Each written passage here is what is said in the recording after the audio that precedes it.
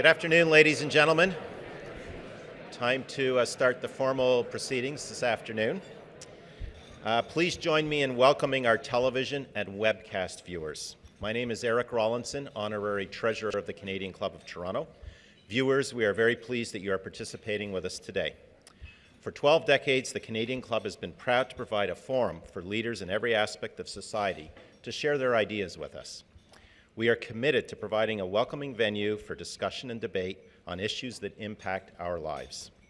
Through our programs and activities, we offer access to dynamic political, business, and public figures from across our country and indeed around the world. Like today's guest speaker, the Honourable Bob Chiarelli. Before I formally introduce him, here's a snapshot of some of our upcoming events. On Monday, November 28th, the Honourable Deb Matthews, Ontario's Deputy Premier, will address our members and guests.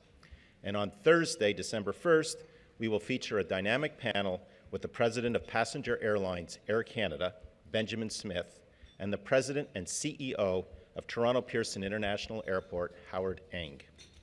To order your tickets or to learn more about the club, please visit our website at canadianclub.org.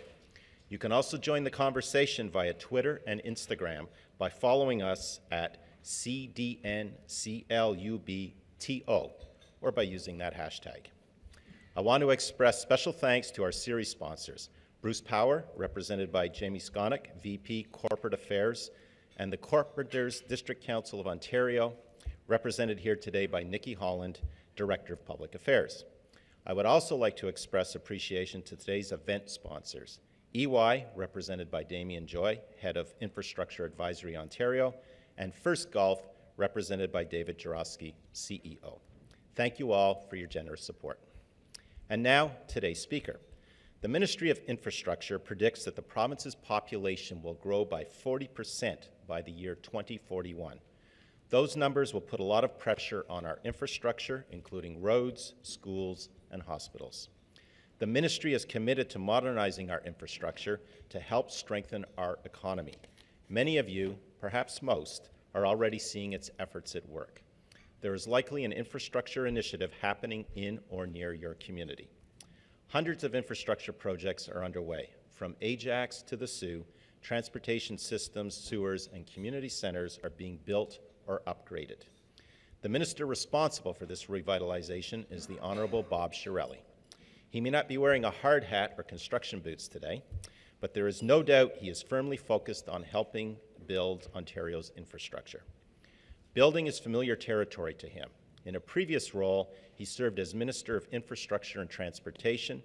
In that capacity, he was responsible for implementing Ontario's first 10-year infrastructure plan, Building Together. Minister Chiarelli will celebrate 30 years in provincial politics next year. The Ottawa native, congratulations. Remarkable record. The Ottawa native and lawyer has represented Ottawa ridings in the legislature since 1987. During that time, Minister Chiarelli has a long track record of supporting growth and development through infrastructure improvements. While a political leader in Ottawa, he championed the expansion of public transit, new recreational and healthcare projects. Now, just before I hand the podium to the minister, I want to point out that there are cards on your table if you want to jot down some questions that he is prepared to answer at the end of his speech. Minister Chiarelli, the Canadian Club of Toronto podium is yours.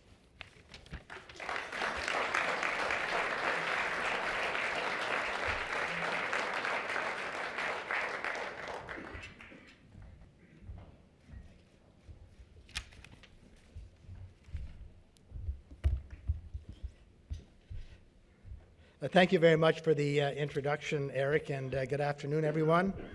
And thank you for giving me the opportunity to address the Canadian Club today. And a special thank you to the club for making your podium available for well over 100 years to decision makers and opinion makers, contributing to public discourse in a meaningful, timely, and nonpartisan way for such a long time, making a real difference for the communities that you're serving. I was interested in hearing your population projections that Ministry of Infrastructure has. I was involved with a group several weeks ago thinking about the future, and one of the questions that came up was, what will people in the Toronto area be talking about or saying 50 years from now? And there were a lot of answers, but my answer was, it's only been 99 years since the Leafs won the Stanley Cup. The Sens won last night and the Leafs lost, so I'm happy today. Today I'd like to talk to you about building. At the Ministry of Infrastructure, we enable building. We enable it continuously. And whatever form our building takes, whether hospitals, highways, schools, stormwater systems, broadband, transmission lines, airports, arenas, stadiums, or concert halls, these all build quality of life. These all create jobs. These all create GDP. These all define our culture. And it's not very often a minister has the opportunity of addressing so many esteemed leaders from the business and other sectors. I have had the opportunity to address you previously when I was Minister of Energy, and I'm pleased to be back now as Minister of Infrastructure again. And as you know, for 3.5 years, I had the pleasure of being Minister of Energy. And for 3 or 4 days after my appointment as Minister of Energy, I got an inkling of what the ministry would be like when I realized I was getting 10 condolences for every congratulations on my appointment. But it was an interesting and rewarding 3.5 years. During my term as Minister of Energy, I was pleased to lead the successful renegotiation of one of Ontario's most significant, successful, and largest public-private partnerships, and that, of course, was the nuclear refurbishment agreement between Ontario and Bruce Power for the world's largest nuclear power station, engaging a new $12 billion investment by the Bruce Consortium. There's so many people who are not aware of what that represents. $12 billion investment by the private sector in a public-private partnership. I had the pleasure of making this announcement with Bruce Power here at the Canadian Club just last December. The Bruce Power Station, the largest nuclear power facility in the world, produces emissions-free power at an affordable rate with maximum reliability. The refurbishment construction, in addition to generating much of Ontario's electricity, is generating tens of thousands of jobs. And this project is relevant to my remarks today because the partnership between the province, TransCanada, Borealis, and the Power Workers' Union is a unique public-private partnership. Over the last several decades, many jurisdictions around the world have recognized that there is not enough revenue available in government to meet their infrastructure deficits and growth needs. Even when you hear the $180 billion of the federal government and $160 billion from the province, and being close to the action and working closely with the federal government, people are lined up for that. And it's not enough because the challenge is so great, the infrastructure deficit and the growth. We need to look to additional resources if we're going to meet that challenge.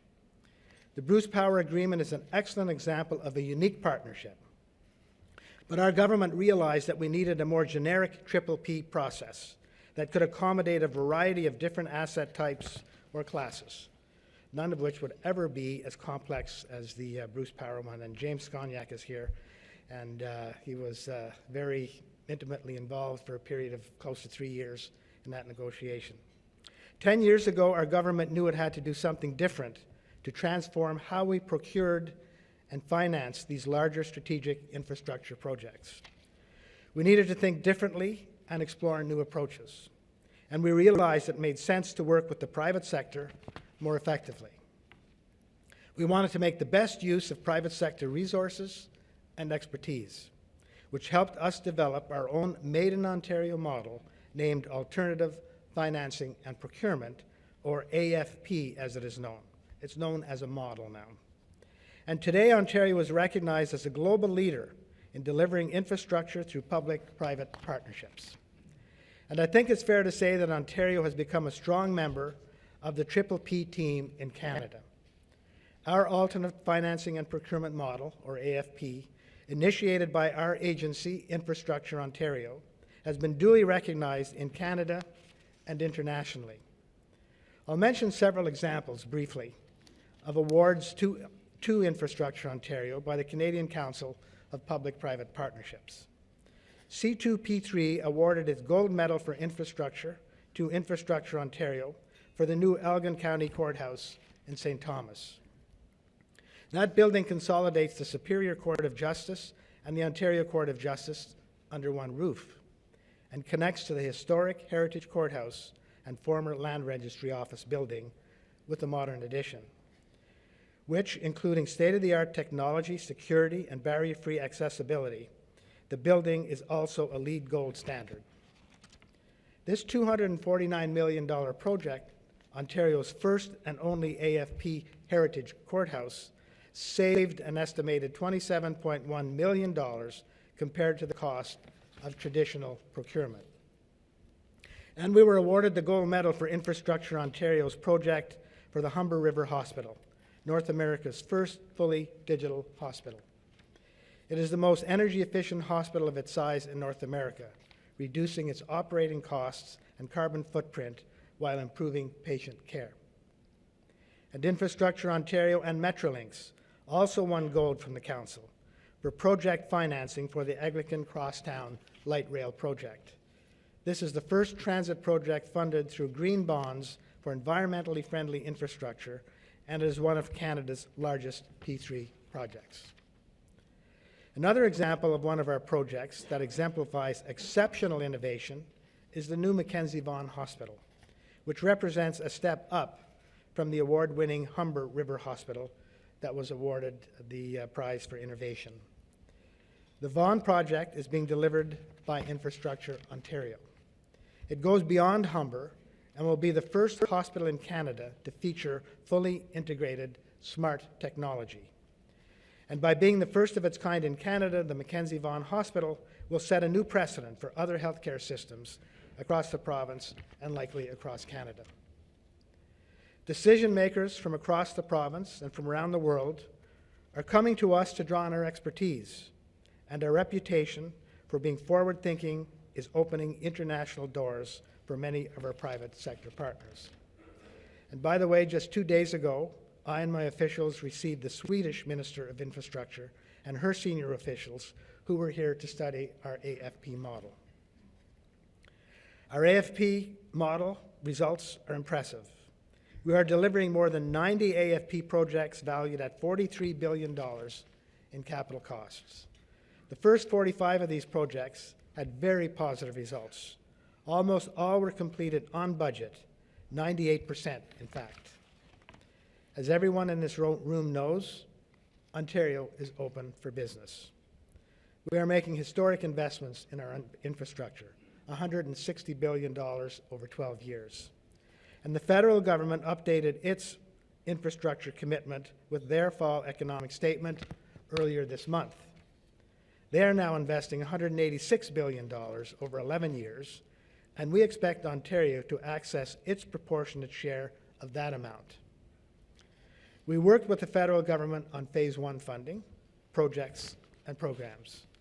And we're working with the federal government to build on that partnership through Phase 2 funding, so Ontario can focus the investments where they are needed, respecting our long-term infrastructure plan. But as Ontario grows, infrastructure planning and implementation create new imperatives for innovation. And this includes a broader toolbox of public-private partnerships. And there is a consensus forming in Ontario and Canada that many other jurisdictions around the world have already reached. And that is the realization that governments do not now have, nor will they have in the foreseeable future, the revenue sources to meet our infrastructure deficits and growth requirements. This means embracing a wider range of public-private partnerships to attract equity investments from the private sector and/or pools of pension funds. And this requires the type of projects that can deliver a rate of return.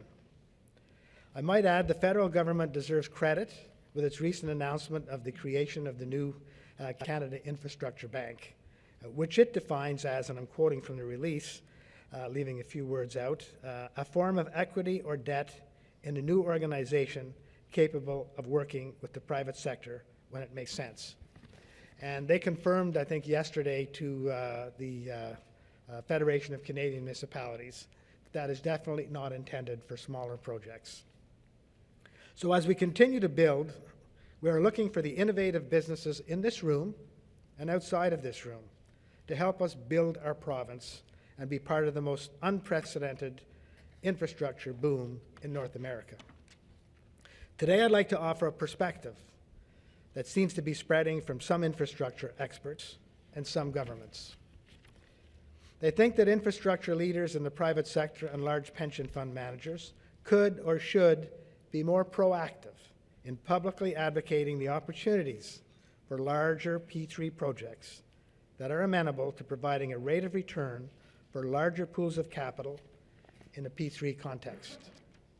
Some transit authorities are doing this, such as Montreal or Vancouver, but doing it more broadly, for example, internationally, with transit authorities in cities like London, New York, and Los Angeles. We see the Caisse de dépôt and Quebec moving in this direction. And we saw this when the federal government restructured Canada's airport governance some time ago. We see this in Ontario with the Bruce Power Partnership, which I referred to earlier. And more recently, the Watay Power Public-Private Partnership in Northwest Ontario, involving, believe it or not, 22 First Nations gaining equity position with 2 private companies, RES and Fortis, in a major transmission project expected to exceed $1 billion, bringing the grid to remote communities which have been living on polluting diesel. The thinking is that major stakeholders in the infrastructure sector might initiate and help lead a larger and more granular public debate towards a social license for revenue tools to support larger public-private partnerships. In particular, our larger pension fund managers could play a more proactive role in building that social license here in Ontario and across Canada. The reality is many governments hesitate to engage much-needed revenue tools and/or create P3s for fear of public backlash, which interprets revenue tools as taxation rather than a user-pay system that constitutes an investment in infrastructure and quality of life. But it remains a priority for our government to continue to invest substantively in infrastructure to build a stronger economy, create jobs, and enhance the quality of life of all Ontario residents. And our investments in infrastructure are delivering results. Over the last 2 years, Ontario's economy has grown by 6.1%. Last year, growth was double the national average. Probably when Minister Duguid was here a week or two ago, he probably gave you some of the same numbers, but it's worth repeating. In the first quarter of this year, Ontario's growth was faster than that of the United States and the G7.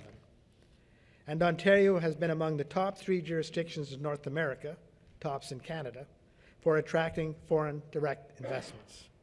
Unemployment this year has reached an 8-year low. And we are making good on our commitment to eliminate the deficit by 2017-18. So our infrastructure policies and investments and priorities will continue to play a major part in our economic recovery. That's why today we are pleased to share with you some of the new projects from the Infrastructure Ontario pipeline, which we released last week. The full list, I think, has been distributed to you. I think they were on your seats. This year's pipeline list of projects about to be procured is our most robust yet, and it includes 30 major projects with a capital value of approximately $11.8 billion. We have a number of light rail transit projects in the market already, and the Regional Express Rail program in the Greater Toronto Area is ready to launch. Other highlights from the project list include multiple highway extensions and expansions, 5 hospital projects, including 2 brand new healthcare facilities, and a number of partnerships with municipalities. We have a great group at Infrastructure Ontario, people with highly specialized skills that we trust in procuring our most complex projects. They have a great working relationship with the major infrastructure players from across Canada. They're trusted and they're fair dealers, and people appreciate working with them. And they're always thinking of new ways to enhance the AFP process, and as I said earlier, perhaps evolve additional PPP models that have seen success in other jurisdictions. The final element, and perhaps the most important, is our partnership with the private sector. We respect the talent, the creativity, the experience, and the deep-rooted knowledge in Ontario's companies, and your passion for innovation. So I want to close by acknowledging the leadership in this sector. Throughout the course of these remarks, you've heard me talk about the great projects we have brought to market and the promise of more to come. But the truth is, we cannot do this without the help and collaboration of Ontario's leading companies and entrepreneurs. And we live in an age of innovation where there's always somebody, somewhere, coming up with something new, a way to disrupt the status quo. Well, here in Ontario, we want to join the disruptors. In fact, we have already joined the disruptors in some respects. Firstly, with our AFP process. And secondly, Ontario ranks second after California in North America in number of ICT companies and is sixth by number of employees. And 7 of the largest multinational tech companies in the world conduct world-leading R&D in Ontario, including Cisco, with whom we've had a very positive relationship. Cisco is in the room with us today. So we should not be surprised that in that new Vaughan Hospital I mentioned earlier, the computer system will recognize healthcare providers and their patients, anticipate their needs, and improve patient care. And wireless devices will provide up-to-the-minute information where it is needed in the hospital. We want to bring more fresh and innovative ideas and partners to the table. Ones, for example, that will ensure that our infrastructure aligns with our climate change action plan. Ontario will not stand still. We are inspired by the work and opportunities that lie ahead. And we're confident that together we will build 21st century infrastructure in aid of a strong economy and make people proud to live in this province and to secure a brighter future for our children and our grandchildren with the best possible quality of life. Thank you.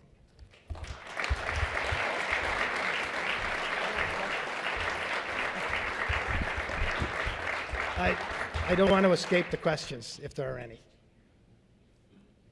See if this mic works. We do have a couple of questions. Thank you for those remarks. First one, is there still a role for pure government development that doesn't have to have a rate of return? Oh, absolutely. There's a place for, when you look at some of the, there's a lot of the traditional infrastructure that is done, which are building highways or other types of infrastructure of smaller scale that the government will probably continue to support. It will invest in larger projects as well. It's just that the quantity and the scale of the infrastructure that's going to be required. When you contemplate, as some people are contemplating, high-speed rail, that's going to be unlikely probably without private sector funding and a rate of return. You know, they're talking about, there's been discussion in New York State of building high-speed rail right up to Buffalo, north up to Buffalo. There's no reason why entrepreneurs in Ontario could not engage that process and see whether they can bring it from New York to Toronto. You know, conceptually, it makes a lot of sense. You know, between Niagara Falls and the GTA, there's not a lot of room for corridors for widening highways, and there are a lot of challenges getting social license to do it.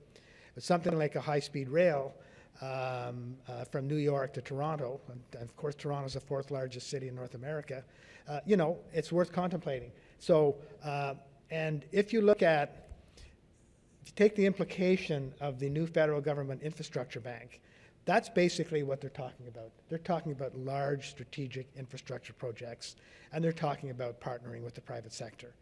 And in many cases, the private sector is not going to partner unless there's a rate of return. If you take the Bruce Power public-private partnership, they get revenue from a power purchase agreement, but it's negotiated to give them a rate of return on that $12 billion that they're newly investing, plus the capital that they've already invested.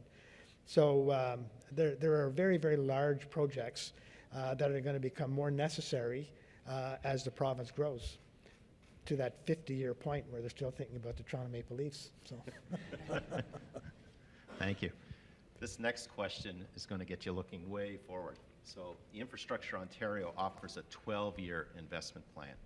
What do you see as the province's priorities in the next 12 years? Well, you know, I'm not going to give a number on that because, quite frankly, I'm not the expert. Okay, so one of the tools that I use is getting the right people in the same room at the same time. And as we meet these discussions, these threshold discussions, that would be my way of proceeding. And you'd want to get the important decision makers and important thinkers and policymakers in the same room at the same time. And I find that 85 to 90% of the time, that can generate the proper outcome. Okay, I think we've got one more.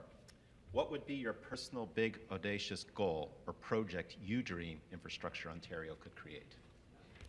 A new arena in Ottawa? That's possible. That's very possible. Perfect. Okay, I'm going to ask, we'll end on that note. I'm going to ask Willa Black, who is a director of the Canadian Club of Toronto, to come and formally thank the minister. Willa. But I'd like to give a serious answer to your last question. Oh, you do? That. Okay. The federal government is tasked with dealing with the clean water problem on First Nations. In Ontario, there's 133 First Nations. Most of them have serious water problems. And I think you're hearing some murmuring now from First Nations that it's not moving quickly enough. Probably the reason is it's too costly. As I said, one of my main premises is there's not enough money, revenue in governments and money to do what's needed. So there's no reason why Ontario and Canada couldn't conceive of a public-private partnership, working with the private sector to create a 5-year plan to upgrade all the water that's required once and for all for First Nations in partnership with the private sector. There could be training modules for First Nations to learn how to operate them. They could eventually take ownership and equity in them. There's no doubt in my mind that if the right people are in the same room at the same time, that could happen. My fear is that that type of critical situation, you'll get a lot of discontent from First Nations because the problem will not be seen to be getting done in a timely manner. So you need projects of scale to make that happen. The other example is broadband. You know, the federal government, provincial government, just announced $180 million to expand broadband in Southwest Ontario. We previously put together about $55 million in Eastern Ontario. But it's not enough. There's still black spots all over the place. There's no reason, again, why the federal, provincial government couldn't jointly procure a public-private partnership to get the necessary funds to speed that. Because, you know, we talk about innovation, and we cannot, as a progressive jurisdiction, not have broadband service across the province. It's like the telephone was. You need it everywhere. And so there's no reason why we couldn't address solving that problem, because at the end of the day, it's a retail product. Somebody's buying the service. So there's a revenue stream. That means there's a possible public-private partnership. So I think we've got to get to the next scale, because we're going to continue to fall behind unless we do major infrastructure in scale. Good. I like that answer. Yeah. Willa. I have to thank you.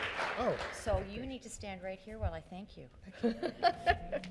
And I like what you just said. Cisco does an awful lot of work in Indigenous communities, and good for you. Minister Chiarelli, on behalf of the Canadian Club of Toronto, I want to thank you for your tireless effort to build Ontario up. Your ministry's historic infrastructure plan is ambitious, bold, and good news for us all. It means state-of-the-art It means jobs and state-of-the-art smart facilities, transportation systems, and communities as we reinvest, revitalize, and reimagine our future. And we certainly appreciate your thinking differently to get it done, exploring new approaches and dynamic 3P models. Mr. Chiarelli, we appreciate your frank insights and pragmatic approach to economic development. As you clearly pointed out, as Ontario grows, our infrastructure must keep pace. The list is long and the need is great, and we were pleased to hear the details of how you're addressing these capital needs specifically. And I think that the examples that you touched on are very powerful blueprints. Modernizing our public infrastructure, embracing the potential of digitization, and reinvigorating our communities are indeed drivers for prosperity. Please accept our best wishes in your ongoing efforts to build Ontario up, and we look forward to greater partnerships, greater collaboration, and just the right dose of disruption. Thank you very much. Thank you. Thank you.